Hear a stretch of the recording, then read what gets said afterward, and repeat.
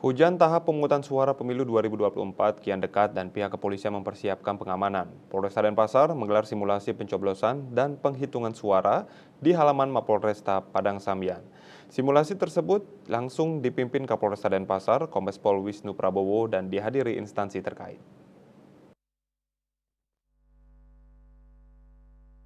Kombes Wisnu memberikan beberapa penekanan yaitu agar komunikasi antar petugas tetap dijaga, pelaksanaan tugas sesuai SOP, dan keamanan yang penuh tanggung jawab untuk menyukseskan pemilu di wilayah hukum Polresta.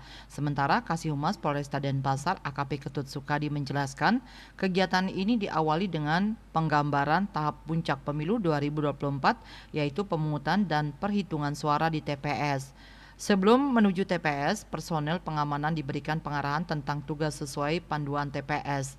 Simulasi mencakup pungut dan hitung suara dengan melibatkan KPPS, saksi calon capres-cawapres, calon DPD dan 18 partai politik serta PPL dan pengawas. Warga melaksanakan pencoblosan di mana sebelum keluar dari TPS mencelupkan jari kelingking ke tinta pemilu sebagai tanda bukti telah mencoblos. Pukul 13 WITA, pendaftaran pemungutan suara diumumkan selesai dan seluruh petugas diberikan waktu istirahat.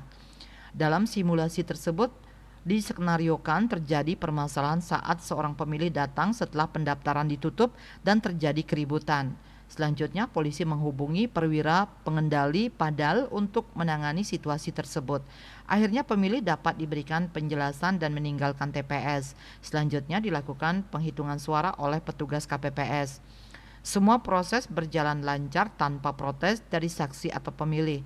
Kotak suara kemudian dikawal keluar TPS menuju kantor desa kelurahan untuk selanjutnya dikirim ke kantor camat. Kertanegara, Bali Pos melaporkan.